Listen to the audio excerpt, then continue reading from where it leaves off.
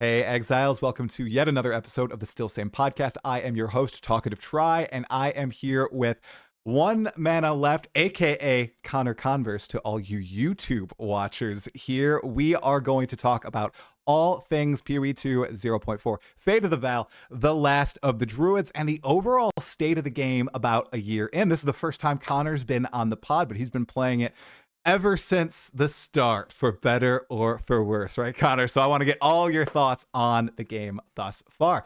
I think we'll start off with maybe brief introduction for people who might not know who you are, and then we'll get right into your thoughts on 0.4 so far and your progress in the league. Well, I'm OneManaLeft on Twitch. I'm ConnorConverse on YouTube.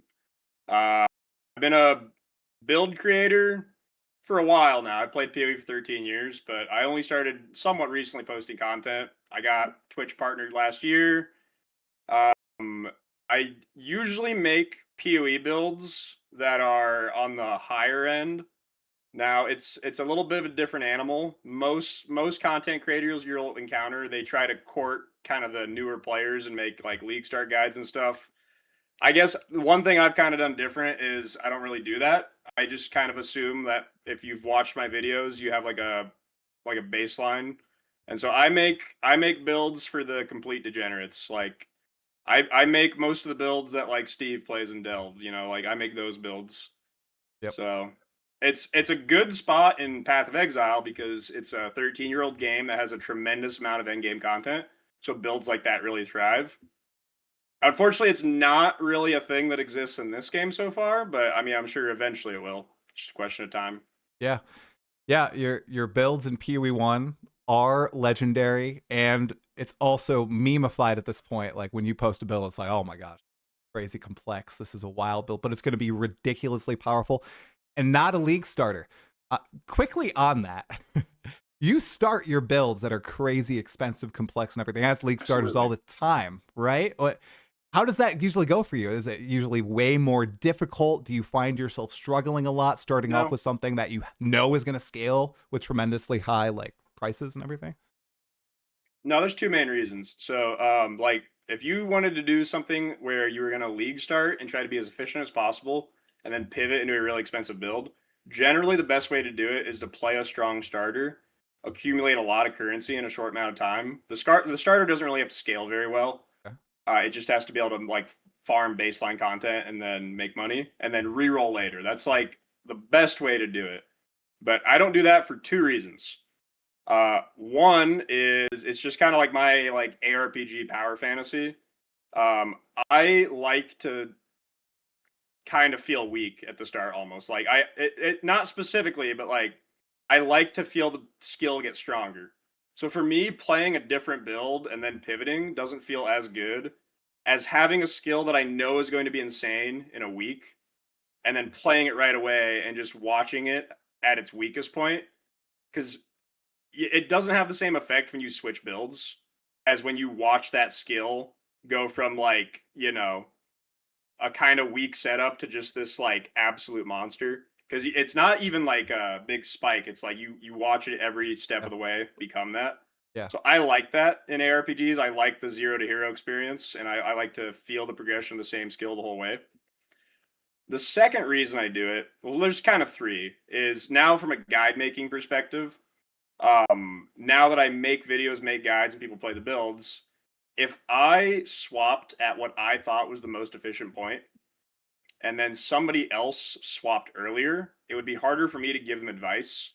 If they just said like I tried swapping into this build with only 20 divines and I've just completely failed, like I wouldn't know what to tell them. But if I played it the whole way, I can at least tell them like, well, this is what I did at 20 divines. So I'd at least like I never want to play a build later than what like someone who's watched my guide would. I want to always be Right. playing it before them, even if it's too early. And then the third reason is there is an economic advantage to this because the oversimplified way to view it is like, oh, I'm gonna play, volcanic fissure with snaking, and I'm just gonna go slamming in maps and farm a bunch of currency early on, and then I'm gonna switch. The thing is, when you switch, all the items are more expensive. Mm, Whereas the person who's weaker and making less money is going to be able to buy all these crazy items before you for cheaper before they get expensive. So like I do this every league. I'm notorious. I'm a fiend when it comes to live searching. I'm probably one of the most absolute degenerate live searchers in the entire game. I have like 50 tabs open on my other monitor Oh at all my god. times. And every single league I buy at least 2 items worth over a mirror for like 1 div just super early on.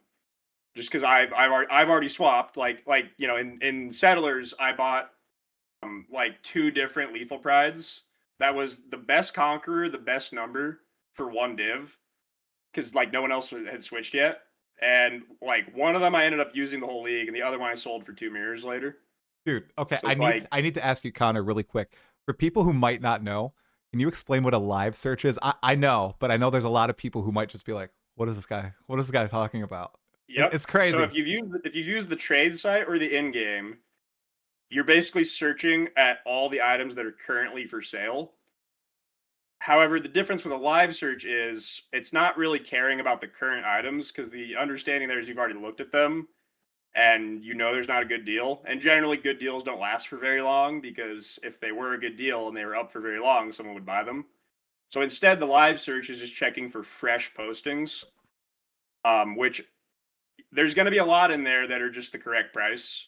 But Mhm. naturally, if something's way underpriced, it's going to be posted and it's going to be gone in seconds. So the Yep. only way to really get them is live searching. Yep.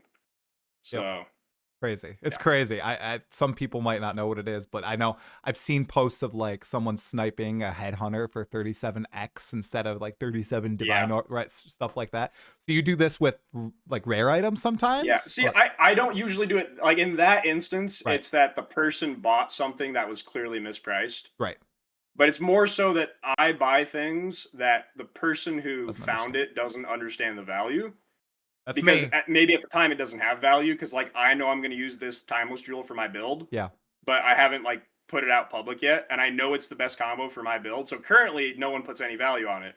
Yeah. So I'll buy it, and then I'll put the guide out, and then now it goes up in price. So Yeah. it's usually that. No, that's really smart. And all 3 points you spoke about why you like to take one skill from crap to great or broken by the end of the game.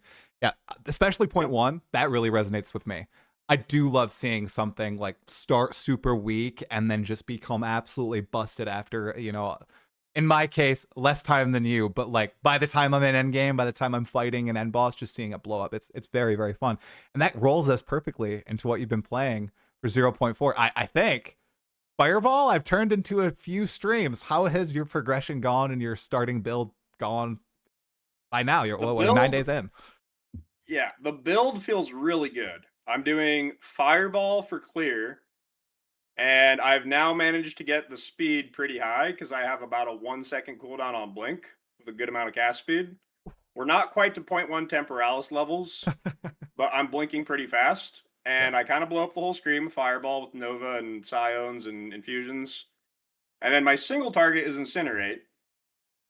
And it's getting pretty good, but it was nerfed by probably about 40 to 50% this patch, which is unfortunate. But yeah, I'd planned this out. And then I was playing it with Indigon, which is kind of an iconic unique from Path of Exile. And yeah, they didn't like that. So the after I tested on Indigon on stream for about a day and a half, they took Indigon out back and shot it, which is unfortunate because it was 0.0% play rate last league in PoE2. Wow. So then I repurposed the build to not use Indigon, redesigned it, releveled a different ascendancy, and tested that on stream. And then they nerfed Incinerate by about 42% the next day. And then there was still a little bit extra because you could still technically cast on ailment to get fuel while you cast it. And I was live streaming at the time, and as I was streaming and saying that, they live updated only that line of the patch notes to include that additional nerf. So Incinerate has been nerfed in every way I played it pre-league, but because they did this the day before the patch, I didn't really have time to test anything else, so I just sent it. And it's still good, but it went from like an S tier single target skill to like A or S minus. Okay. Okay. I saw you taking down a boss the other day. It looked decent. It looked pretty powerful, and you're converting it into chaos. So everything's purple on your screen, right? Okay. Yep. Why do you think they? Okay. break it down for me. You're testing out this skill pre-patch. Why was it so? Was it just exploding bosses in less than a second, and it was just so obviously, or was it really niche? Like, was it an obvious thing that was broken, or just a niche, cool interaction? I'm curious your perspective on it. I mean, I'm gonna learn from this and not put information out. Or no, that's actually not true. In the future patches, I'm gonna put fake information out. So I'm gonna have fake POBs with like. Have you ever seen the Uber Dan videos The where fake ones, he's got the hidden POB configs that maybe. make it do like 1,000,000,000 DPS and crap gear? Okay, I But know he who. hides them in the party configs on the aura settings, so you can't Okay, find them. okay. I'm gonna do the opposite because I put a POB out that had dot cap, and they didn't like that. So yeah. Okay. So it was just so these experimentations pre-league, you're going to be a little bit more close to the chest with them. I've seen other creators do this as well. Yeah. Just stay silent. Yep. Do you think they are going to react to this and nerf the build once it's in the patch, or do you think they're going to refrain? I mean, they've done that to me many times have? before, Oh. so maybe. Okay. There's nothing you can do about that, though. Okay. I mean, like, there's absolutely nothing you can do about that. Yeah. What is the benefit for you for hiding the potential build or being tricky Because about then it? I get like in Step point ahead? 2, my build I posted, I was really happy with it. Yeah. The video got 50K views the first day, which for PoE2 numbers is okay. Yeah. And they nerfed it that day, 4 days into the patch. So it's like all the people that had decided to play my build basically just like quit the league. So it's Right. like, you know, obviously it's if you're like a content creator and like, you know, people don't generally watch me for my charming personality and charisma. They usually are watching me because, you know, they want to play the build I'm playing. Right. So if the build I'm playing gets just gutted on day 4, it just basically kills my like the whole stream, the rest of the league. Right. So No, that really keeping it sucks. secret is definitely a huge advantage for sure. Okay. So you had a really let's continue along this line. I'm really curious about your thoughts on it. So you had this great video come out about a week before the big reveal. It was called Path of Exile 2 as a lightning problem, and you laid out how this particular damage type, all these skills, very strong, consistently strong, not only in PoE2 but in PoE1, and how all these other archetypes, I'll just call them archetypes, are weak. And they have either drawbacks or the numbers just don't scale as well. That's the essentials of that video, right? Now, Yep. why, from your perspective, what do you think is going on when stuff like this goes relatively untouched compared to the niche builds that you might create or another creator might create, where something stays in a state like Lightning Arrow, Lightning Rod, pretty much stays in the same state, Roa, for league after league after league. Lightning Strike is another one from like PoE1. League after league, it stays in a pretty busted state until it's finally taken down. But other stuff that maybe 1% of the population might play, 1%, 2% might play. Maybe if it stays in the game longer, more people will play it. Those things are immediately addressed. What do you think is going on there? Especially, does it happen more in PoE2 as well? I guess that's a follow-up question. Certainly. Yeah? Certainly more in PoE2. Okay, great. Now, why do you think that happens? What do you think's going on there? I've thought about this a lot. The unfortunate answer is every problem you could point at in Path of Exile 2 right now that is widely considered a balance or design problem, you can come to the right answer just by hypothetically saying, what if the balance was done from the standpoint of people who only played the campaign? If it sounds ridiculous at first, but every single thing wrong with the game is explainable by that. Like, why is Energy Shield so much better than Life? You can get 40,000 Energy Shield. It's just like most good endgame builds are running around right now with 15k ES. And if you try and try and try, you can maybe pull off like 4k Life. And you might think logically like, well, that seems silly. Why is the gap that big? Why don't they fix that? Okay, well, if you only view the game through the lens of the campaign, Energy Shield isn't really a problem. Like, it's not problematic in the campaign. You can get like 4k Energy Shield during the campaign, but you don't really have good recovery. You're struggling to keep it up all the time, so it's not even that much better than just having like 1500 life in a life flask. And so you might look at that if you're someone who plays like a lot of endgame content and you have, a bunch of 95 plus characters, you might be like, oh yeah, obviously energy shield's better.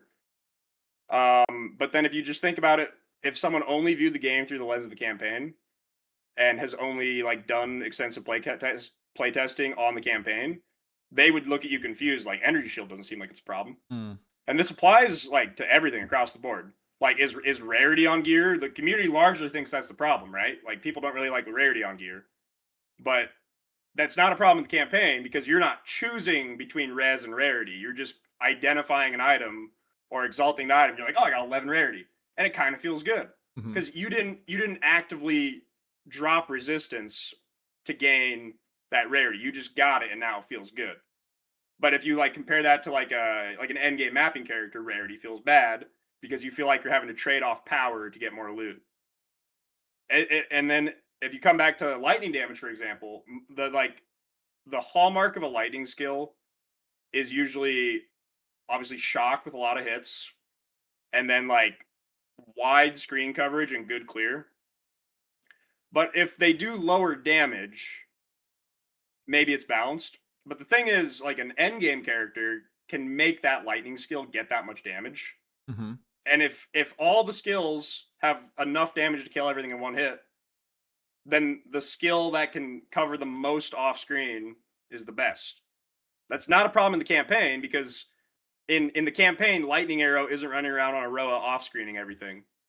So you might look at like end game play of a Lightning Arrow character on a Roa blowing up 4 screens every shot and running at like 220 move speed, and you might think this is silly. But that doesn't exist in the campaign. In the campaign, most bow characters are like a little on the weak side compared to like a warrior, which is the opposite. Warrior's kind of good in the campaign, and then it just doesn't get any faster because you can't scale flat attack time. Yeah. So unless you're now one of the converted talisman warriors, you kind of start to fall off in the end game for speed. I think that's a very keen observation, and it pulls into a topic that we'll discuss in a little bit. It's like Fate of the Vaal, right? That feels really good in the campaign, falls off immediately in the end game. I think we share that exact same sentiment on the league. I don't know if it's changed for the better now. I know a lot of people say it feels better, but on this campaign balance thing, what they GGG says they test in the end game. How do you think they go? No. No, see, and that's the thing, right? No, is it I think they do, but are they testing in very specific scenarios and not like, I don't know, just like the general player, like me, like you see this. Okay, you see this a lot in Path of Exile, which is a game that's got more hours of testing, more content.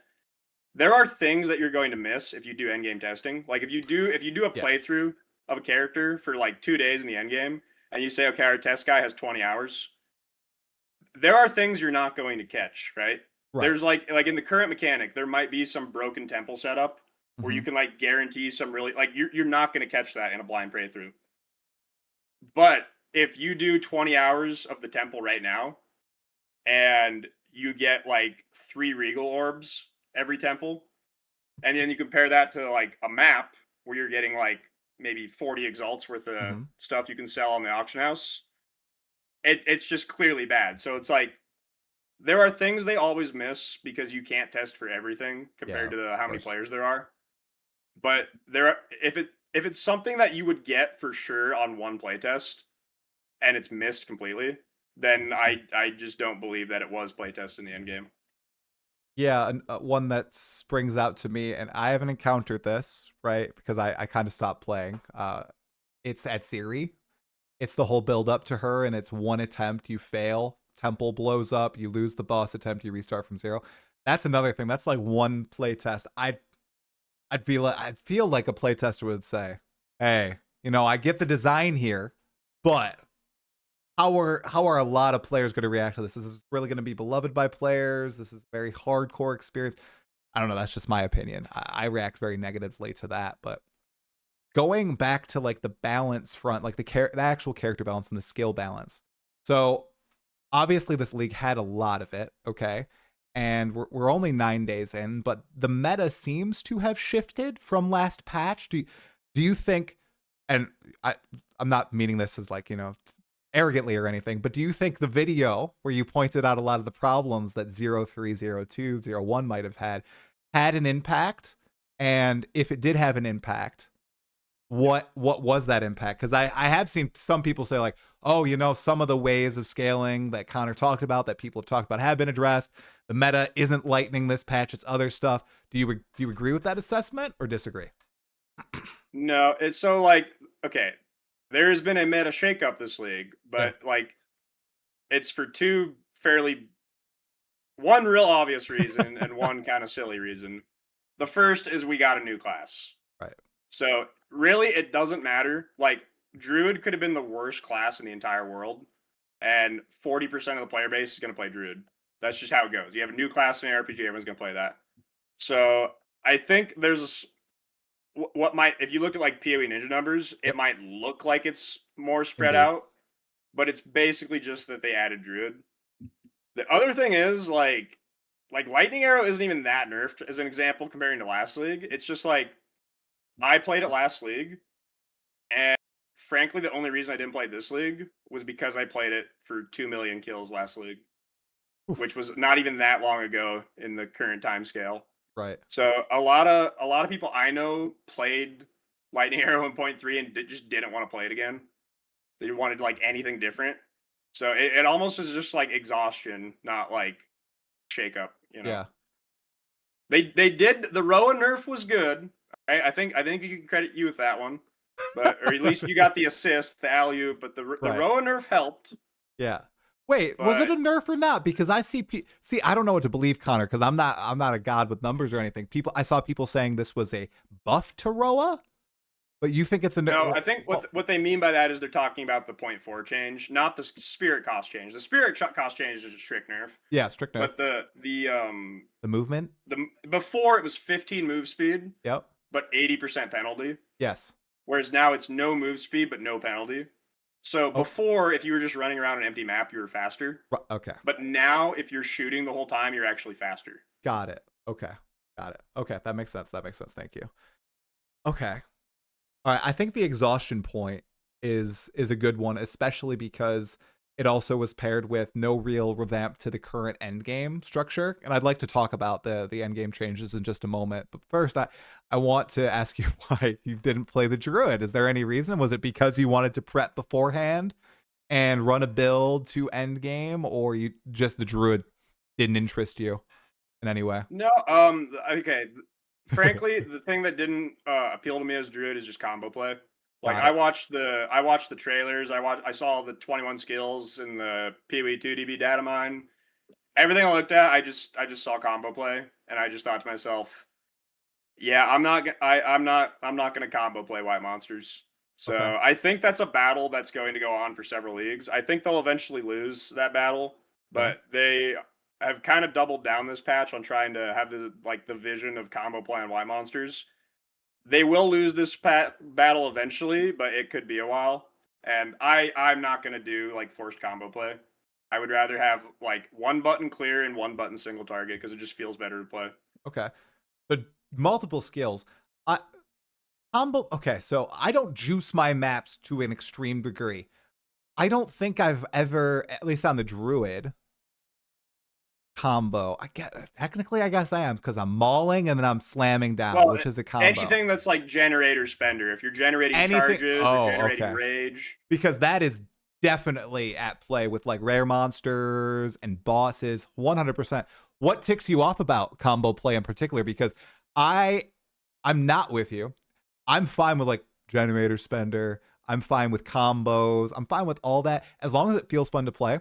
And 01, 02, 03, nothing combo based felt fun to play. I just, nothing hooked me. It was not cool. I defaulted in 01 to Tempest Flurry, 01 Tempest Flurry, 02 Lightning Spear, 03 Ice Strike, and then 04 I tried the bear. Now I haven't quit. I've burnt out. Maybe it's related, Connor. But I really like the bear. I thought it was the first time combos felt fluid in PoE2. It made sense. It wasn't clunky. I really liked it. What puts you off about them in particular? So over the years, Okay. every good feeling build I've ever played has been, fast one button, full screen clear, whatever. Like that's a common. I'm not unique in saying this, but Yeah.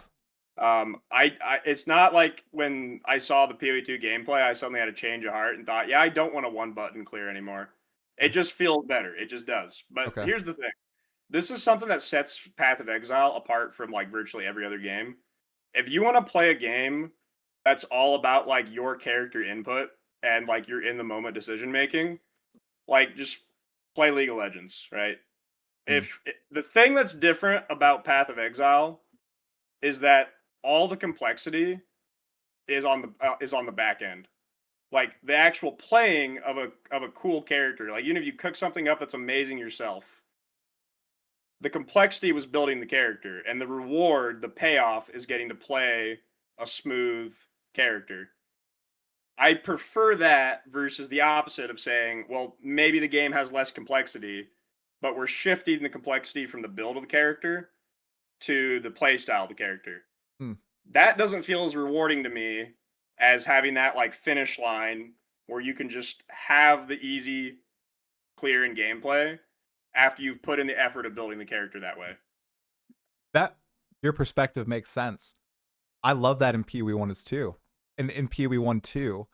But this PoE 2 obviously has they're trying to push for a different idea. And I respect that and actually enjoy it for the first time with Druid. Earlier you said that you think that this is gonna falter. That you think that they are gonna go back to kind of the PoE 1 roots where all the complexity is in the back end of the build. Two questions for you. I'll start with the I'll start with the first one. Oh, that was the silliest thing I've ever said in my life.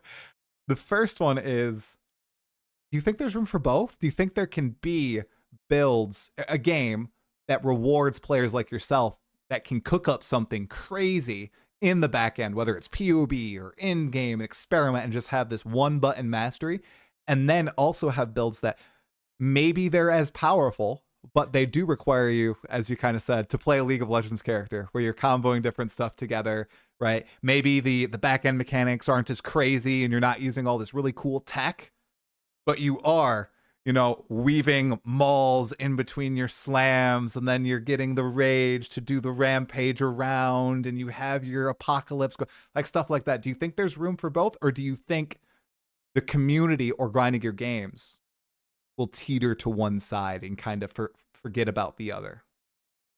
Absolutely, and they're not mutually exclusive at all. The missing secret ingredient is difficult content. So the thing is, right now in the game, you're basically doing like an Alkengo mapping play. You're putting three tablets in that have four mods.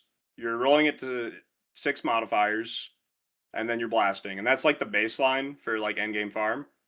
That difficulty level currently doesn't justify combo play for trash monsters. Mm-hmm. But if there was some special content that was higher than that, suddenly you could justify combo play for white monsters. Like, even though I play a lot of like one button like PoE builds, if you've ever watched me do some of the absolute craziest Valdos maps I've ever done, there is more going on there than like anything I've ever seen in PoE2. Like I will buy a map where if I lose the map, I lose 200 divines. And if I win the map, I gain 60 divines. I am unequipping gear before the map. I'm shifting stuff around. I'm shifting gems. I'm changing my talent tree. I'm then going in and I'm kiting all five of the feared bosses apart to fight them one at a time. And then I'm individually fighting them and changing my tree and changing my talents for each different boss. Oh. And then depending on the shrines they have, I might even go out and like change pantheons or change things. And I am using multiple skills. I'm frost bombing. Like it's there's not that level of thought and input on any combat in PoE2 right now. Oh. But the reason for that is because of the difficulty of the content. You could never justify doing that on Alkengo mapping, but because there's content that's that hard, you can justify doing it. And it feels rewarding because you beat something really, really hard because you did all that. Right. That content doesn't exist in this game right now. Man, those Valdos, man. So crazy. I have seen some of your crazy Rivaldo map plays, so that is insane. I could not have that level of dedication, man. That's insane. It's wild. The gear swapping, the passive tree. I mean, I've never seen you swap Pantheon, but that's a crazy level of dedication for those maps. I It's will wild. say, Yeah. the effectiveness change, I'm kind of on board with. Like, Hmm. I know there was. I've remained open minded on this. That this patch they reduced pack size by 40%, Right. and a lot of there's still pack size, but a lot of the stuff before that was pack size got replaced with the effectiveness mod. So the whole idea there is instead of having like there's things people don't like about Path of Exile, from like outside the community because they'll see like some crazy headhunter gameplay or just like 1,000 monsters on the screen and they're just like, Yeah. this is silly. It's too much. And like I get that. And I think their stance on like the pack size reduction and adding the effectiveness stat is to make it so that you can actually focus on fewer monsters rather than just have like 1,000 NPCs that you'll never even register, just be like Right. glorified target dummies to chain explosions. I think that is probably better long term. I think that helps achieve their goal without like ruining the gameplay. So I think they can go further with that even. Yeah. 100%. I'd love to see it. I haven't reached the tier 15 Waystone, so I haven't been able to see the effect of the changes yet. But that's a sentiment that I've heard from a lot of people. A lot of people are really skeptical about it pre-patch, but after playing it, it's actually turned out fine. So that is exciting to see. So Yep, I would 100% rather fight content that has 300% effectiveness than 300 pack size. yep, please, my computer agrees with you. So on that, so you've mentioned a few of the endgame changes with the tablets and what the endgame currently consists of. It's kind of Elk and Go mapping, finding citadels if you're lucky enough. And we know that 0.5 should consist of a big endgame rework. Hopefully. Hopefully, hey, yeah. Allegedly. Allegedly, that is what I will use every time. Okay, they're saying it's going to happen. I hope it's going to happen. Now, what would you like to see in Path of Exile 2? Longtime PoE1 player. You want to see something more akin to the PoE1 Atlas, or do you want them to continue to go 100%. what you would like that instead of them trying to continue to make Path of Exile 2's Atlas different? The Atlas passive tree well, in Path of Exile right now is like one of the least contested things in the game. It is possibly the best thing in the game right now. Yep. The completing all 115 maps to get your points and feeling every new map you complete and branch out gives you another thing to then specialize into the content that you want to run. You're like, man, I'm doing Harvest. I'm doing Betrayal. Like getting that level of agency over the content and then watching it just completely scale for the case of most people, probably the whole first week before they complete their, full Atlas. That's amazing. I don't even know, like, I can't even see the perspective of someone that says they don't like that. I couldn't even begin to understand it. So I think moving that into PoE2 would be a huge win for Endgame. Not the 40 passive tree we have right now, but like the 100 plus of PoE. I also think that could like I know there's some people right now that don't like the Infinite Atlas map, the like delve map, for lack of a better term, where you just keep branching in different directions. But I think they could make that like there's some things right now I do like about it. Like looking for like the sandstorms and like the Jade Isles and stuff. Like that stuff's cool to me. I like that. I think they could maybe go even further with that and have more Atlas points that you actually have to like go out and explore for. Not just like, oh, kill 5 corrupted maps and now you have them all. Maybe they have the first 40 points to start off like that are easy. And then maybe the expectation is that after some level of exploration for a couple more days, maybe now you have 70 points. Yeah. Then a couple more days, maybe now you have 100 points. But like, it actually like encourages you to explore or even look for like certain specific things for special points. Like that I think would be cool. Yeah. Well, I love the Atlas tree of PoE1. I do want the Atlas to remain as it is in PoE2 with the exploration aspect. I think you're right that expanding that out and making exploration more rewarding just to players, and not even at a like a granular level, just like at a meta level, like encouraging, here's how you're going to get your points. You're going to, like you said, go find these specific POIs or another idea that I've talked about on a prior podcast is kind of like how in PoE1, you got to find all 115 different maps, or not 115 different maps, but like 100 plus maps to complete the different tile sets. Kind of do the same for PoE2. Now it would be a little different because it's kind of random how it's generated on the terrain, but it would encourage you to be like, oh, I need to go out to this desert biome and I need to get these specific tiles from it, and the forest biome, and so on and so forth. And maybe if they could wrap that in with some sort of currency that could re-roll the type of tile set, like on a biome or something like that, I just feel like that has a lot of room to expand, and it doesn't need to die. I'm up. I really hope they don't just kill it off with 0.5. I really hope the update is more content and the Atlas tree, and not a nuking of the Infinite Atlas, because I do think that a lot of people can come to enjoy it if they continue to refine it. Because I didn't play PoE1. I haven't played for 13 years, only 6. But the Atlas, that was refined. I think there's been iterations that people are like, oh, I don't know about that. Is that It that started accurate? off as Void Stones. Yeah. You needed the auspicious Velacco's Void Stone. That was a 15 weight out of 50,000 to get your Harbingers, and that eventually became the Atlas tree. Oh, see, yeah, see. So it takes a while, a lot of iterations. So I'm really looking forward to 0.5. I really hope that they're able to knock it out of the park there, because I went back to PoE1 for keepers. I had skipped out on Merc. I had a lot of fun. It is quite Unfortunate, satisfying. because Merc was pretty good. That's what everybody Keepers, not so says. much. See, I think I was just burnt out on PoE1 at that point. Now I might be a little burned on PoE2 at this point, but yeah, I bounced from. I didn't even beat Act 4. I was like, wow, this is crazy, because I had been playing since Blight, every league, getting the challenges and stuff. So it was a really odd situation for me to be.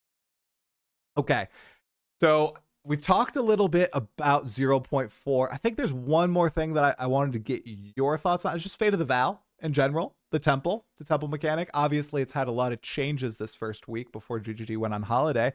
How's it feeling right now from a rewarding gameplay perspective?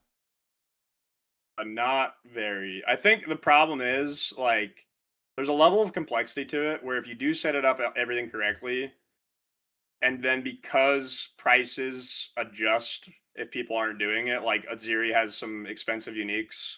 There's layers of RNG to it, but she has drops that can be worth over a mirror. Oh, wow. If you hit like a 1 in 300. But the thing is, the in between is terrible.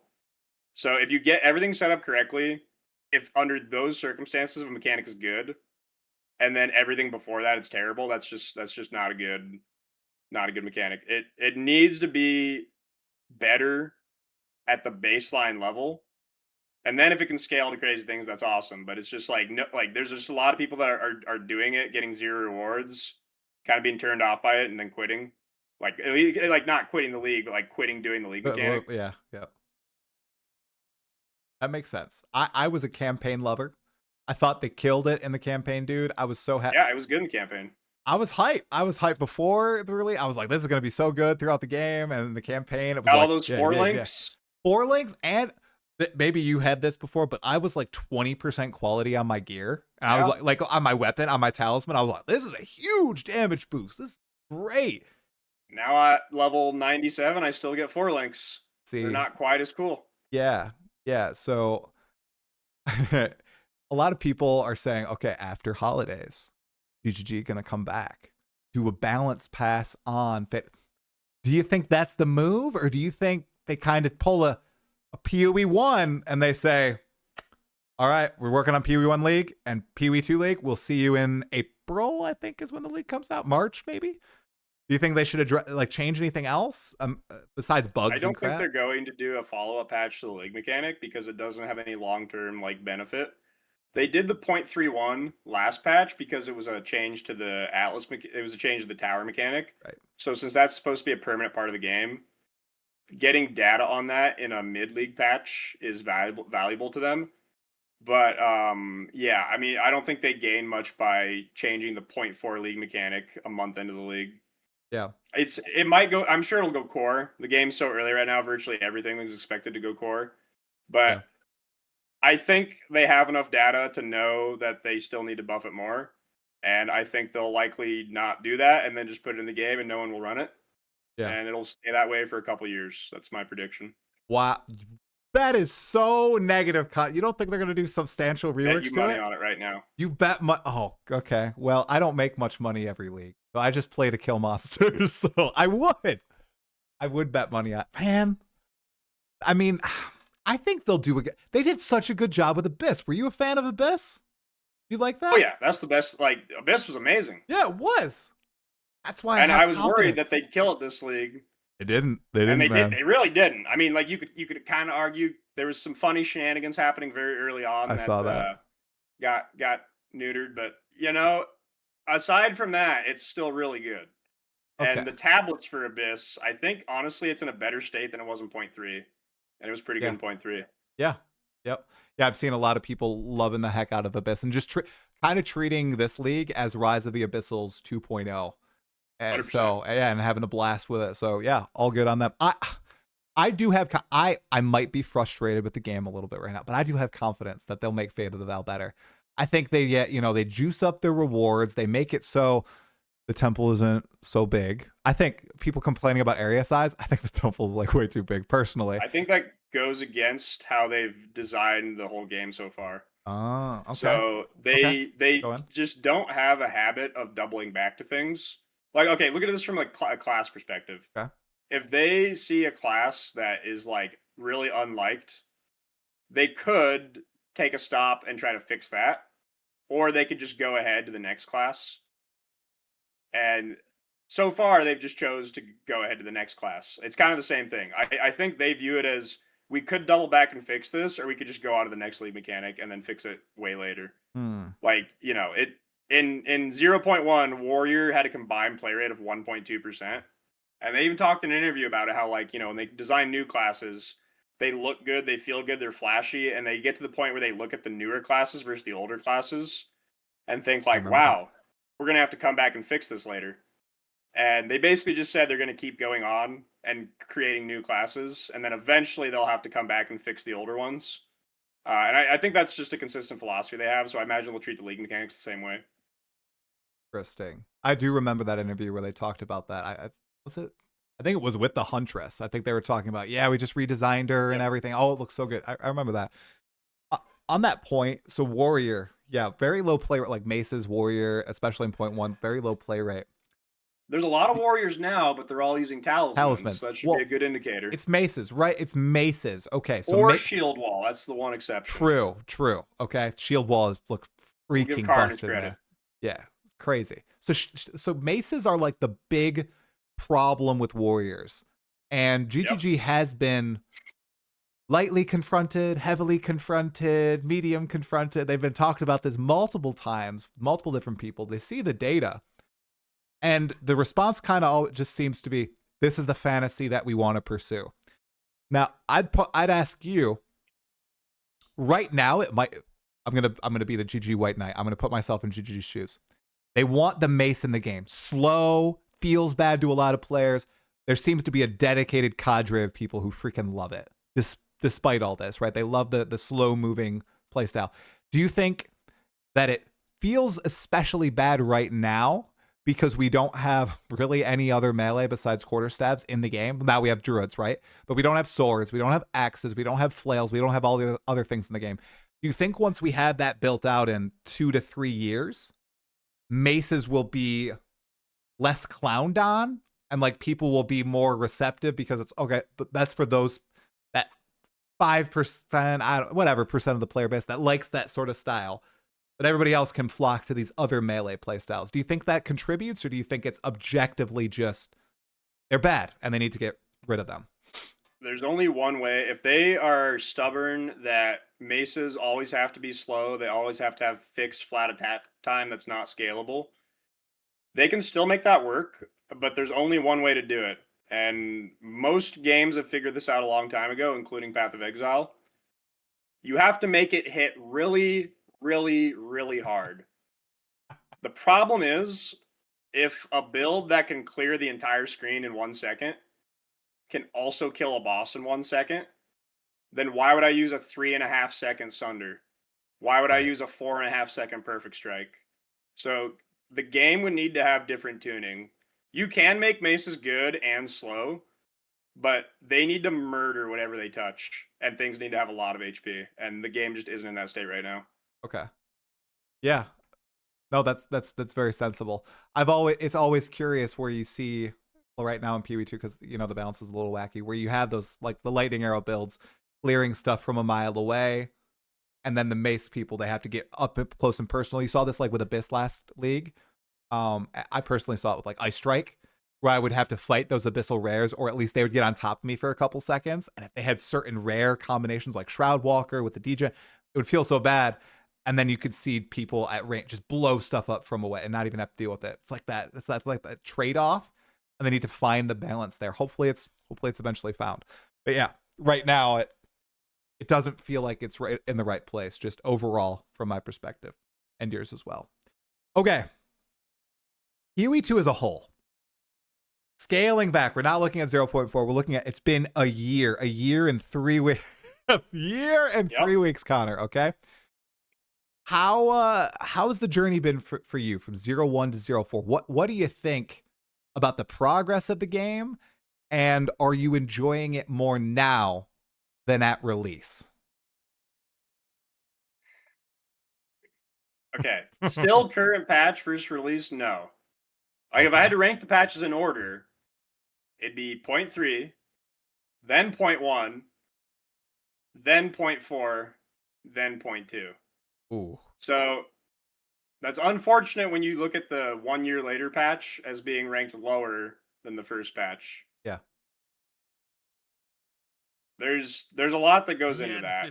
I mean, like I'm not someone that views things through like hype. I mean, this is probably why I was one of the people that like early on wasn't like, "Oh my god, this is amazing," because like I don't do that. Like I do. I'm if guilty. it doesn't look fun or feel fun, I don't care if it's 2 days old in a new game. I don't care. Yep. But the thing is, there was just a lot more things in the game that were fun because it was less balanced. And that in and of itself was kind of interesting. They had way better like chase items in the game. And you could make some crazy things in the game. Like obviously the balance was still terrible, but there was a level of fun that was allowed. And I feel like they've been on a crusade ever since to cut back on the fun that's allowed. So yes, there are things in the game that are better. There's more content, like the tablet system's better. But I think the allowed fun level in the game's gone down from 0.1. Okay. What was the most fun build you had back in 0.1? I played Spark on a Gemling with 22k mana, and that was really fun. Nice. I could AFK Uber Arbiter and had 350 million DPS. Okay. That's what I like to do. Okay, and that's what follow up. What is fun in PoE2 or PoE1 for you? What's like your definition? Because mine is, it's simple. I'm the same way. If I don't have fun with something, like I don't care if the like I'm super hyped for this patch, and I'm literally, I haven't played it since Sunday personally. Right? I played for 3 days, and I haven't touched the game. I like to kill monsters. I like to if it feels fun, if I'm like having fun killing bosses, kill monsters. If I can make my character more powerful, it doesn't need to be like 300 million DPS, but if I'm like progressing through the game at a steady pace, that's fun for me. What's fun for you in games like this? So this is like the Conan the Barbarian answer. What's best in life? For me, for other people, they might answer you and say, I want to blow up a boss. I want to kill it instantly. You know, I want to fight the strongest thing in the game, and I want to just kill it as fast as possible. I like to add another step to that. For me, in any ARPG, the most fun thing in the game is to make a build that can go up to the hardest boss, hardest thing in the game, let them do their big attack, eat it, and then kill them instantly. That's when I get to that point in a build, I'm having fun. Okay. Right? I'll find the hardest content, let them do their best, say, hey, can you get my backside?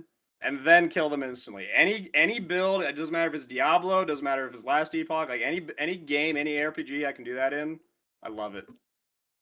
What a hell of an answer. Oh my god. That's good. And you're able to achieve this in both games pretty consistently, PoE1 and PoE2. Is there any specific build across both games that stands out to you as just being renowned in your own head, just like, I can't believe I was able to build that. This was the most fun build I've played. Well, they don't let my builds stay Right. along for True. multiple leagues in a row. So most of them are one-off. Like we had the one league of this, the one league of that.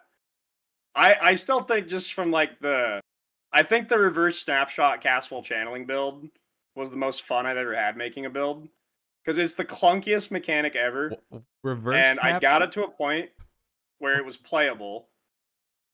It was a way to basically do infinite damage. I had like 30 billion DPS, but I it was a fun setup because you had to set your character up a very specific way, Okay. and you had to make your mana cost versus your mana pool and your energy shield. You had to do math of the ratio of the two versus the sum versus your Indigon percentage, and you had to do all this math, and you had to be in between 94 and 96%.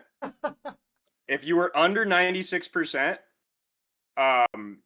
you did zero, or excuse me, if you were under 96%, you killed your character. And if you were over 96%, you did 0 damage. And if you were right in the middle, you had the most like god tier damage the game's ever had. What was what patch? What patch was this? It was Affliction League. The That was how I was making 3 to 900 divines per hour. Oh my god. I was farming about a mirror per hour doing Valdo's maps. Jeez, man. That's because crazy. you'd press a button and it would instantly make your skills for 4 seconds do a very stupid amount of damage. So I would just buy all the Valdo's maps that had like all the tank mods. It was like Feared, Ghosted, Delirium, 90% less damage, Union of Souls, just like the things that make the map take like hours for most people. Yeah. I would just buy those maps that had a pretty small margin, like 10 div per mage blood, and I would just run them in like 90 seconds. I would just go in, find the Feared, press my button, they would die instantly, and then I'd collect 10 divines and go on. Oh my god, dude. But if you messed up the character, you would either automatically die or you'd do 0 damage. Oh, that's crazy. So it required perfection in play and theorycraft. Oh, that's wild, man. Did it get fixed? No, not in play. Actually, no, not in play at all. Oh, just not in setup. Oh, just in setup. It was spin to win. It was hold Cyclone. It was literally hold Cyclone. Oh, really? Okay. So as long as you had like all the setup perfected, you were. Oh, wow. Yep. Okay. Well, there you go. Just held Cyclone. Yeah. So that might be your I don't know. That's your white whale, man. I don't know how you're gonna. Yep. That's tough. They immediately nerfed Archmage after that. They said no. But key point: they waited until after the league to do it. Hey.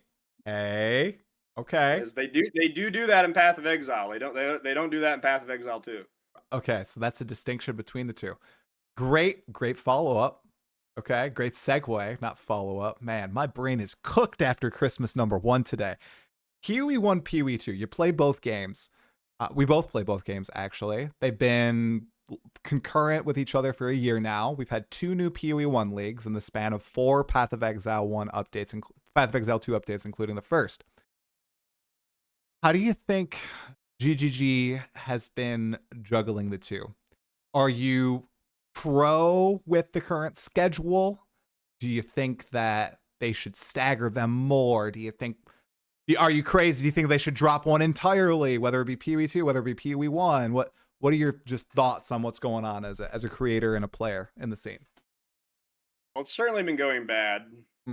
I think it's actually worse than people think. Okay. In terms of like the PoE1 leagues, because like Mercenaries was good, right? But like Breach was really bad. The scary thing to say is that Breach was actually the first league they developed after PoE2 early access started, because they'd already done all the development of 326 before. Right. So they even in November of last year, Jonathan even said in an interview, he said, given that we had to delay 3 weeks, it would have made more sense to launch 326 in late October. That was his, like they had most of it done, because that's how they develop every league. They don't just start making the next league like after the previous league's already out. They usually are 1 league ahead. So they had a good amount of 326 done before early access for PoE2 even started. So in that context, with 327 being the first league that was fully developed after PoE2, that's a little scary. I'm curious. And Why did you then not like it? I want to ask before we go deeper. Why did you not like Breach? I didn't play it. Like I got 36 challenges. I got one character, pretty powerful. I really liked it. I just didn't like the defense events. Oh my God, please. No defense events. Well, why did you not like it? because the mapping mechanic was just standard mode, Mm, you would just skip the yep. mechanic. Ah. So, but that's kind of good news though, because they didn't fail at the development of the league. It had good art, it had good systems, they had Foulborn uniques. Very cool. Yeah. All the things that actually take development time, it did well on. It's just they completely flopped on the tuning, which could literally be solved by one guy putting some different numbers in. So that's what's unfortunate. So that you Yeah. could view that as a positive way though, because it means they could still make good leagues on this schedule. I think in the case of Point 4, I've been talking about this since like summer when I Yeah. started to see their timeline. I always kept saying, I'm like, what are they gonna do for December? Because they have to do a patch in December. But when they showed when they said the date was the 31st of October, I was like, is this gonna be a 5-week patch? And sure Bro, enough, it was. you called it. So yeah, I think that was a lot of the problem with Point 4 is they got so behind throughout the year. It's not necessarily the 2-month cycle. It's the fact that they had to pinch one into 5 weeks. That's yeah. Hmm. Do you also think that I mean they've made bad PoE1 leagues before. Do you think it is just a fluke, just looking at the positive? I mean, the one that comes to mind to me is Calandra. That league, specifically the league mechanic, I just thought was blah. No, so Calandra wasn't even like bad. What? No, Like I will people, fight you. I'll no, fight you, Connor. Come on, everyone's wrong. Anyone who come on. says Let's Calandra's go. bad's wrong. Let's go. Nope. Oh. What? Okay, All right, bring it. you're about to hear most of the PoE community say Calandra was bad. Okay, you know what they actually meant to say? Rarity? Arch Nemesis was bad. Okay. That's what they meant to say. Okay, the league mechanic wasn't overly crazy, but what they mean is Arch Nemesis is bad, and that makes them mad, and that was 319. Okay. So Okay, you don't get them are confused. right, because I think in the Calandra mechanic, those monsters pissed me the heck off, man. Oh my gosh, they were ridiculous. I do remember that league. Plus all the drama around the loot goblins and stuff. That was pretty crazy. Yep, It's that was the league where you had to go into TFT, hire a dedicated caller, get 65 divines, and then post on Reddit and make everyone else mad because they just killed one and got 2 divines without a caller. Now they feel like they missed 65 divines and have to go to TFT. Okay. So So now I'm trying to find a counterexample in the leagues I've played where the league was kind of like non-existent. Because I get what you mean. I did the league mechanic in Keepers because I wanted to do the challenges, but the moment I got the breach challenges, I kind of just stopped, because I already had everything I wanted from the Genesis tree. I didn't need the graft blood or anything. I don't know. Yeah, I mean, the league mechanics. Can you think of one that you didn't really like? Necropolis. I think Shoot. most people Necropolis. didn't like 327, but I think if you go back, most people liked Mercenaries and most people like Settlers. Yeah. The next one, and like most people definitely liked Affliction. The one in between that I think most people didn't like was Necropolis. Yeah. But like that was a league that I think would have been better in the modern day just with async trade because it was a clunky mechanic. It was very powerful. So you could not possibly say it wasn't rewarding. Right. It was just tedious to have like stash tabs full of like the corpses and then have to trade for them. Like that sucked. I think if they redid Necropolis with async in the modern day, it would have gone over way better. Yeah. Hey, maybe it'll make a return in some way. Okay, I interrupted you and your answer to the question. So we were talking about PoE1 League, it wasn't good, that received that well.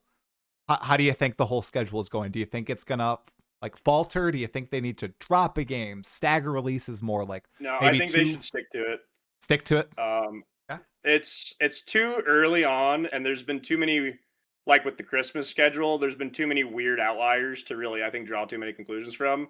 I think if 4 or 8 months from now we're still seeing every patch where the community sentiment is that they just don't have enough time, I think then it's a point to change it. But I think right now you could easily write off the situation as an outlier. But Yeah. I'd keep it the same for now and just see. I agree with you. I agree. It's been a year. They've had a ton of crap going on. I'm sure it's absolute chaos internally, like scrambling between all this. I think another set of like 2-3 league releases, I think would be smart before they need to really address it. They've really only stuck to this for like half a year. Like, don't Also, if go for it. GGG, if you're watching, if you do want another month, I'm gonna make you a deal on behalf of the Path of Exile community. Okay, you get 1 extra month of development. We get a Freesia League. See? I'd take that. All right, there we go. We'll let it sit for a second. I've seen that. I did play Freesia too. That was actually pretty fun. That was a good one. I played hardcore to 80. It's a cheat code for them. It takes almost no development time, and everyone loves it. There you go. Yeah, it was good. It was really good. It was fun. Okay, I have one more like Path of Exile-ish question for you. Something I've been watching chat just a little bit on this side, and while we've been talking, and people have been mad, but I don't really care. They're being silly. A lot of people have kind of said, "Hey, it sounds like a lot of the stuff that you really like is just Path of Exile 1. Why not just play Path of Exile 1? But you obviously want to play Path of Exile 2. Why do you think that they should remain like distinct games and push into different directions? What distinctions do you think there should be? Or do you see them kind of over the next 5 years merging and them kind of not literally merging, but kind of following the same path? Where, all right, PoE2 will eventually turn into what PoE1 is now? Or do you think they should diverge and just go different directions? No, they'll never say it out loud, but the plan's always to converge them. It's just a question of time, because I think they do want to attract a newer player base, and I think they can achieve that by at least starting off different, and then slowly easing into what's already kind of proved to work. It also comes back to like being kind of two different player bases.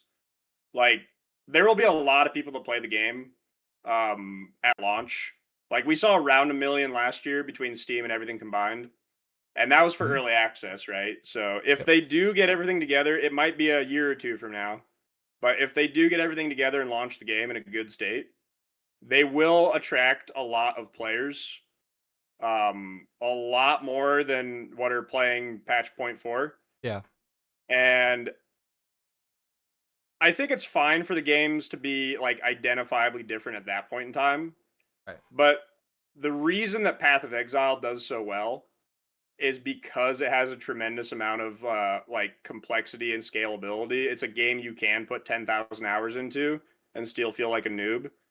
That's not a good package to advertise for like a variety gamer who's just checking the game out on Steam. But the people that are going to stick around will be those people. So I think they understand that. I would hope that, let it be a different game, at least at the start. But there's like Path of Exile hit its record player count for like 13 consecutive years. Yeah. Because it has that much content and continues to get content that you can put 10,000 hours into, versus like, a game like let's pick on Diablo 4. Okay. Diablo 4 is a pretty good game for about 100 hours. It just falls off after that. But for a business model where you make all your money on launch, not through a free game with microtransactions, that's fine. But ultimately, the player base will shift over time. The people that keep coming back, the first league after launch, the 5th league, the 10th league, these are going to be people that want to play a game that has what Path of Exile has. Right. Not the more Souls-like draw of the current PoE2. That's why I came back to PoE1 league after league when I first started playing. It was just because every patch, not only was there new content and I learned that stuff, but I also had other things that had been introduced 3, 4, 5 years ago that I was still learning. It was just like an unlimited pool of different toys to play with, and I loved that. That's why every single time someone says, "Oh, well, the game is too bloated," I don't think it's too. I think that's the charm of PoE1. And I know a lot of people said, "Oh, that's a great reason to start over with PoE2." Well, I am kind of with you in some ways. I want them to diverge a little bit more in terms of gameplay, because I think at the end of the day they would cannibalize each other if they do actually converge. I could see that happening. But also, I want to see the bloat happen that you're talking about. I want to see them constantly add different systems into the game, whether they're complex or simple or just very. I think the key with PoE2 is adding this stuff to the game and explaining it in the game, starting from the initial ad and actually kind of teaching people how to go and like learn it themselves. Like when I teach someone at work how to do something, like I'll have them do it. Like I'll explain it to them, but they're like doing it. And then they'll eventually be able to go off on by themselves and be autonomous and continue learning about this task and building on top of it. And then they'll be able to go and autonomously go and like learn other tasks that might be a little bit more complex.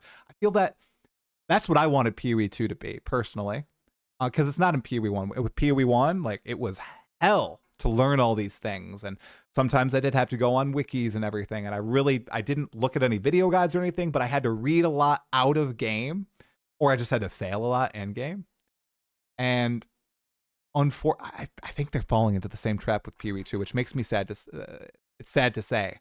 I think they're going to be adding all like Path of Exile is a perfect example. I don't think I'm an idiot. I do not understand how it works. I don't. I think the people that are scared of like bloat are coming from other games that have less content, and they come in with the mindset that I need to be able to do everything in the game. And you don't.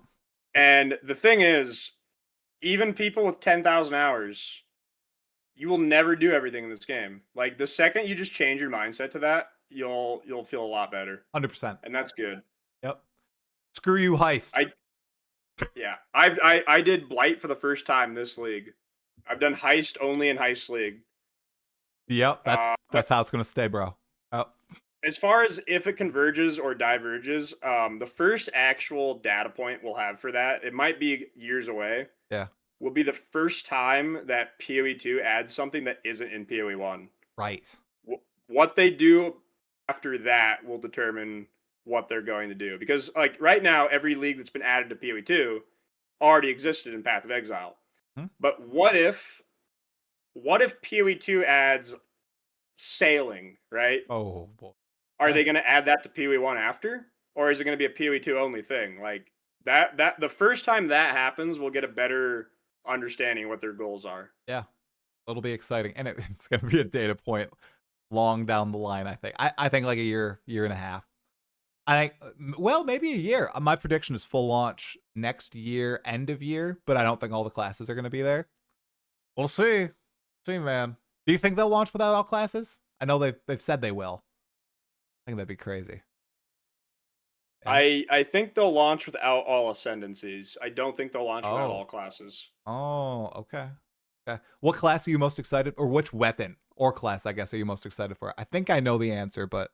Well, the class is Templar. Yeah. It's the best. Yep. How about weapon? Weapon? Mm-hmm. I don't care too much for weapons. I mean, everyone's saying, like, I know people are hyped for, like, swords and stuff. Yeah. But I don't know.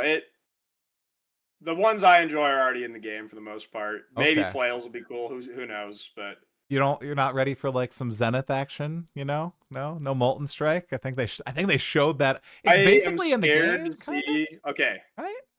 I don't want them to add stuff like that to the game right now because they'll butcher it.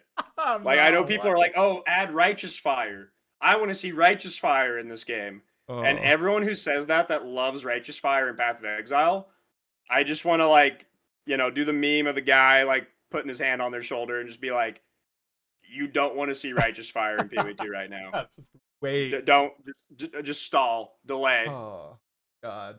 Have you seen one of the kind of Righteous Fire builds with the giant elephant that burns stuff that follows you around? I've seen the one that has like that charm prolif one or whatever, but okay. It almost looks like RF. So, all right, Connor, I have a few kind of PoE related questions that I wanted to ask you about. So, a year ago, I think it was about a year ago, a video popped up on my feed that was like, I'm going full time. And I was like, whoa, what a cool April of last year. Are you this year? Oh, this year. It was only this year. This year. Yeah. Oh my God. Time. That's crazy. Okay. So it's been what, like 9 months now or wow. I can't do math. 8 months now. How's it been going? The big elephant in the room is PoE2, basically. Okay. Like, I mean, the number one thing I want is growth, right? And Right. I've seen some growth. That's good. And I think I'm doing well enough right now in Path of Exile to, you know, make this work. And from a 4-month cycle to the next, I've improved. So all that's good. It's just like the elephant in the room right now is like I make builds for people in PoE that do extreme endgame content, and like it's not that people don't want to like play those builds in PoE2. It's that all those viewers of mine, they just don't play PoE2. Right. Like if I they'll show up on like the start of the patch, and if I just like read my chat of like what people are planning to do, it's like a third of chat is not even remotely going to try it.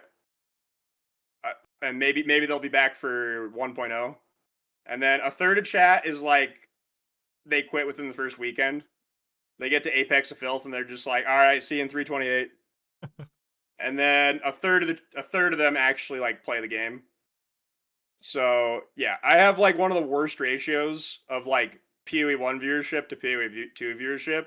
Right. And it's because I do endgame content, which isn't in this game right now. So that's the elephant in the room right now is we're gonna need to do better in PoE2. Yeah. So you're really hoping they add some aspirational stuff to PoE2 with 0.5 then, I assume. Yeah, okay. Yeah. I'd I don't know. I don't know if they will. I'm kind of skeptical, honestly. I feel like it's just going to be a base rework. I don't know if they'll add all this aspirational crazy stuff yet. They should. Even though, like, they have the workings of a proper feared. Right. Do right. It. Uh-huh. See? Arbiter, Olroth, Kosis, King of the Mist, Zesht, 5-on-1 Uber in one arena at the same time. GGG. If you're listening, there you go. Right there. And then make the new pinnacle, whatever that Nazgul guy. Make him busted too. Come on. You can do it. I miss some of the end. I miss a lot of the end game from PoE1. I do. It's so cool. The Maven's Crucible. I think I like all the pinnacles better than Arbiter.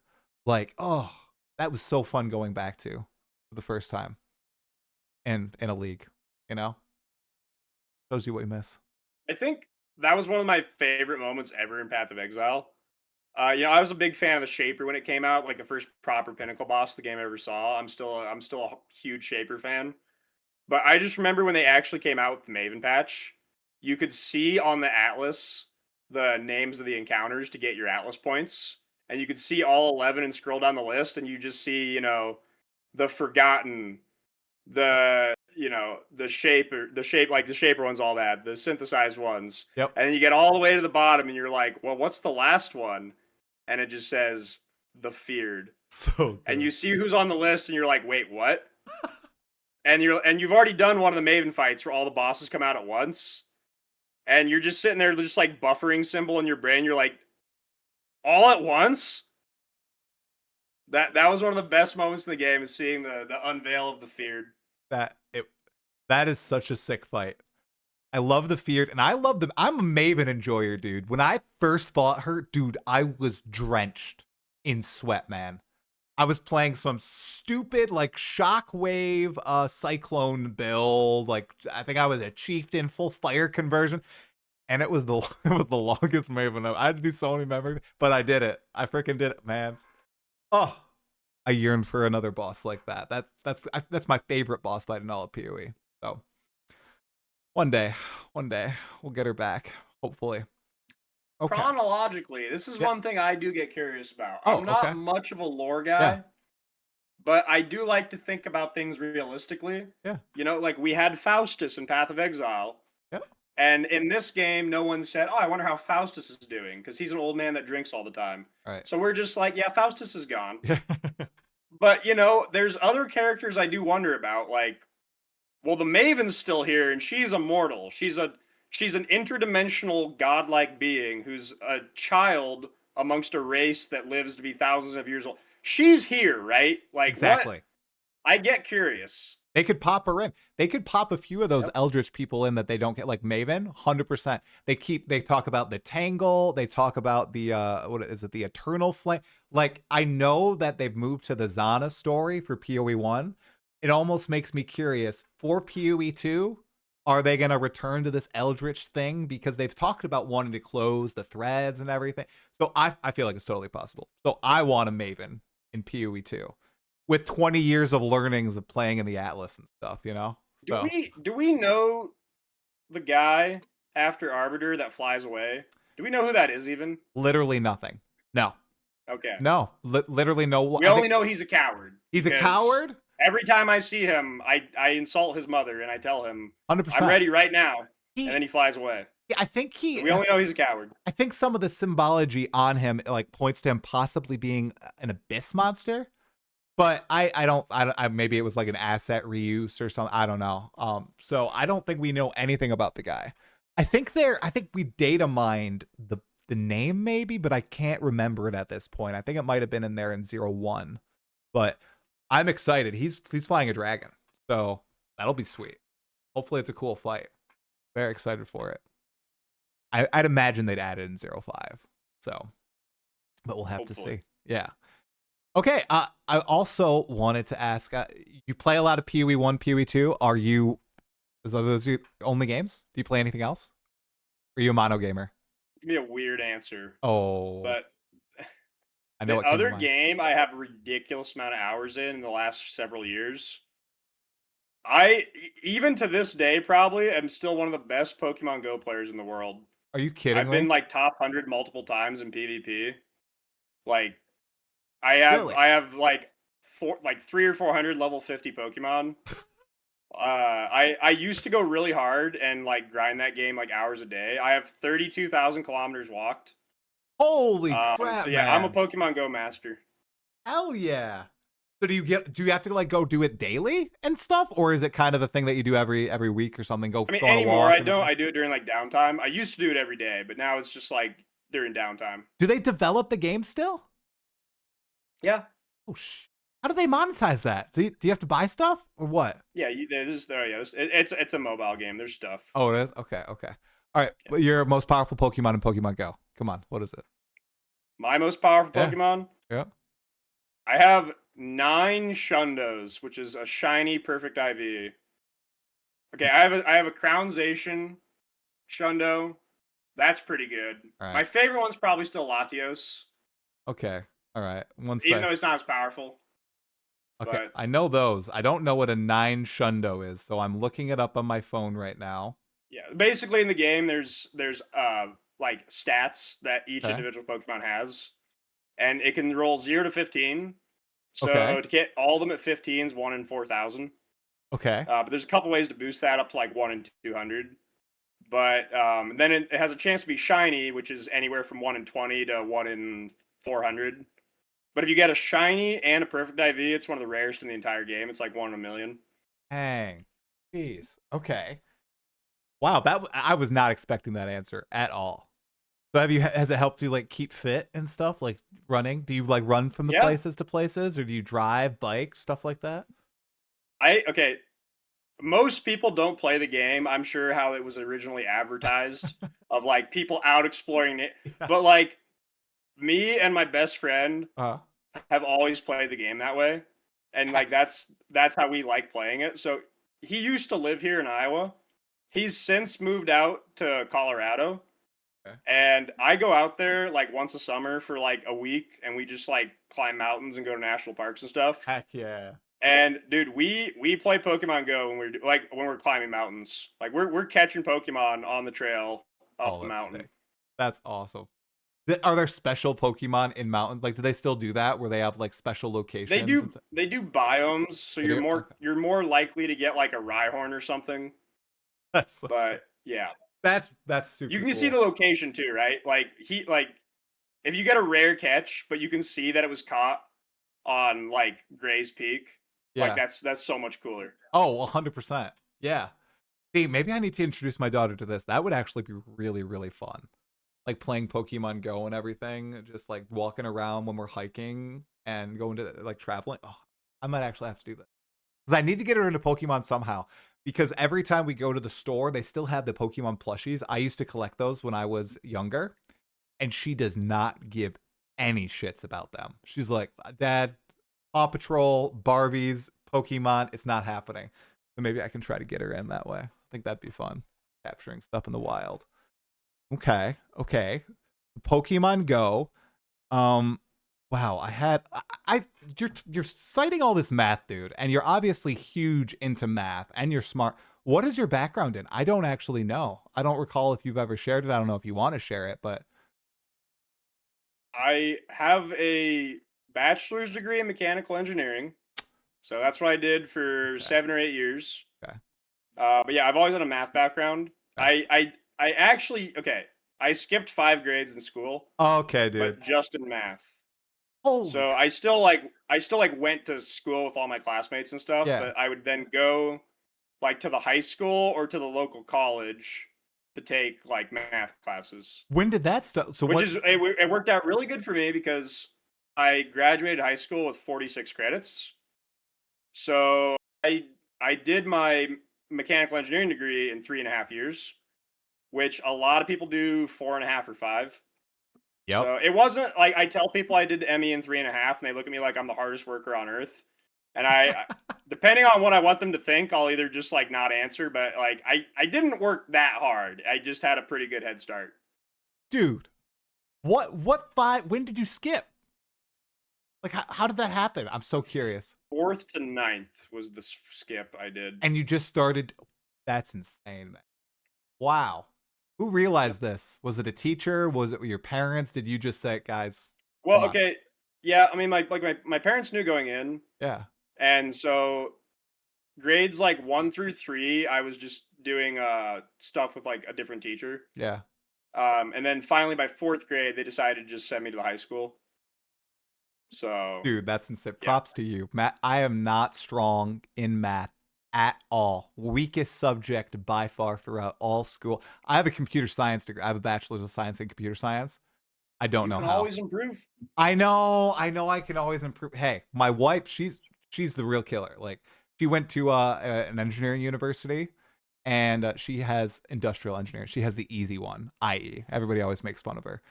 But still, like, she's way better at math than me. She was only like, I think 1 grade ahead, and I was always like, worshipping. Now you, dude, gotta go really low. Okay. That's crazy. I can't believe that. I've never heard of 5 years skipped. That's wild. Do you still like practice math, or do you just recall it all? The thing is, okay, most people Yeah. that have college level math use virtually none of it in a professional environment. This is true. So if you brought like, I mean, I would see this live. If you brought an intern in to a room full of engineers, that intern is the best in the room at math. They might be the worst in the room at applying math, but they're currently the best in the room at performing math. But the thing is, the things that you do use frequently, you just get better at. So like, I still to this day do I mean, like, exponential growth is like a common thing in gaming, right? Like stuff like that, like if something is a converging or diverging series is like valuable to know. Statistics obviously is huge. Yeah. Like just knowing good statistics versus not in a game that has like open trade and economy could be a huge tool. But like, am I fresh at Laplace transforms? Bro, what? Nope. Oh my god. Nope, I'm not even gonna do it. I did not do that. I only went to what, Calc 3? I did Calc 3 and like linear algebra, discrete mathematics, theory of comp, and all that. Linear algebra, Dude, kind of tricky. dude, I failed 3 classes in college. I failed Phys 1. Wasn't my fault, Connor. I swear to God, it was the professor. Phys 1, I failed. I did really well with a different professor. I failed linear algebra once. It was my fault. It was totally my fault. And then I failed theory of computation. Dude, the curve, you could get a 40% and you could get a 90% of the class. That was the curve. It was an insane curve. When you do like, I will never understand. It was tough. I passed by 1 percentage point. So that was the last class I needed to get my degree as well. So no one's ever gonna ask you what percentage you got. They're just gonna see that ain't good enough. They're gonna see it. Well, I don't even think nobody's gonna look at this point. I went into a completely different field. Didn't even relate. So you're right. I don't use my math. I've worked on spreadsheets all day, pretty much. So doing it for me now. So. Wow, man, that is some deep cut lore. Holy crap. I can't believe that. No one, see, I knew you're like a whiz with numbers. You just pull them out of thin air. I got to study stuff before I say stuff like that. People tell me I make them up. Like, I have to deal, like, now most of my chat knows, but like, yeah, I'll rattle something off and I'll say a number. I'm going to be like, yeah, this is 2.89 times the damage. And I'll see a first time chatter be like, you just made that up. You just pulled that number out of your ass. And then I'll have to like put them on the spot and then pull open calc.exe and I'll do it all and it's like 2.8875 and I'll just be like, that's what I thought. Oh my God, that's so good. That's so good. All right, before my last PoE related question, somebody just put it in chat. I was planning to do it as my second to last question. Why the 2 different channel names? Why is it OneManaLeft on Twitch and ConnorConverse on YouTube? This has to confuse people. So basically, yeah, I don't know. I just too lazy to change. Like my gaming name's always been OneManaLeft. It actually started back in RuneScape when I was 12. My name was One Shark Left because sharks was like the common food you ate in that game, and it was like just a funny phrase. Because if my name was One Shark Left, people would attack me because they'd be like, "Oh, he's out of food." Yeah, and then I wouldn't be out of food, Right. But I switched that into World of Warcraft. Then was the next major game I played. I played, I don't know, 5 or 6 years of RuneScape, and then at like 17 or 18, I switched to World of Warcraft. Yeah. And I played Arcane Mage. And the joke was with Arcane Mage, the mastery made you do more damage at full mana. So however much mana you had, you did more damage based on that. But you did damage as Arcane by spending mana. Okay. So a greedy Arcane Mage would spend all their mana, which would for a short window give them the most damage, and then they'd be totally screwed because then they're out of mana and then their mastery's not giving them any more damage. So it was like a joke that if an Arcane Mage had 1 mana left, they're an idiot. Right. Or they were just really greedy. Yeah. So I made my name for WoW 1 mana left, and then it stuck with that. And like my Twitch account was made in 2012. So I've stuck with that, but it's just like my YouTube actually is named One Shark Left. It's from 2006. Oh. It's 19 years old. But back then, YouTube was a login. There was no email tied to it. It was a username and a password was how you got into YouTube. Okay. And then in 2008, Google bought YouTube from the 2 guys in the attic of the Pizza Hut and made everyone sync to a Gmail. And then so I just used my existing school Gmail of ConnorConverse, and then it made my username into ConnorConverse, and I never fought to change it back, so I just, it's stuck with it. No way. Wait, so you just haven't changed? Bro, you can change it. No, it's so simple. Why not? Oh, I've never, okay. Dude, I've changed mine before. It's so simple. You could change, I don't know. Because I think everybody knows you as OneManaLeft, and then they go to YouTube. They're like, "Where's OneManaLeft? Where is he? Where's his YouTube channel?" And it's Connor. It's got all this stuff on the channel. Oh my God, dude. I think I've botched it bad enough now that everybody knows. Everyone knows now, so now I don't need to fix it. If you screw something up bad enough, you can just walk away. Or you can just be 2 legends in the PoE community. You can be OneManaLeft and then that guy Connor too. So, yep. Has it ever happened where you see somebody talking about Connor, and then another person's talking about OneManaLeft, and they don't know that they're talking about the same. I imagine that's probably happened somewhere, someplace. They're like, there's this guy on YouTube. He does these awesome Molten Strike of the Zenith builds, and the other guy's like, oh yeah, I see someone playing it on Twitch. OneManaLeft, yeah, he streams all the time. Okay, well, no, I mean, I'm sure it's a negative in the sense that like the people that do either frequent my videos on YouTube or on streams on Twitch, they all already know. But I guess the confusing point would be maybe a potential new viewer. Yeah, exactly. That's it. Yeah, new viewer. But that'd be the advantage. Yeah. When PoE2 gets that crazy endgame stuff and there's people surging to your channel trying to find the busted builds to bring down the pinnacles and everything. So, okay. I get a lot of flack for this. I do this somewhat deliberately. But my videos are all extremely long. Yeah. And it usually requires you to do something correctly or you will completely screw up the build. So there's times when I like deliberately not complicate things, but I just don't simplify them. Because I almost use that as a filtering mechanism. Because I feel like if there's just the tiniest hurdle that they have to get over in order to like play the build, like they have to sit through like the explanation of how it works. They have to like I don't do a leveling guide. They have to already know how to get to level 90 on something. Like just adding that little hurdle, I think saves me a lot of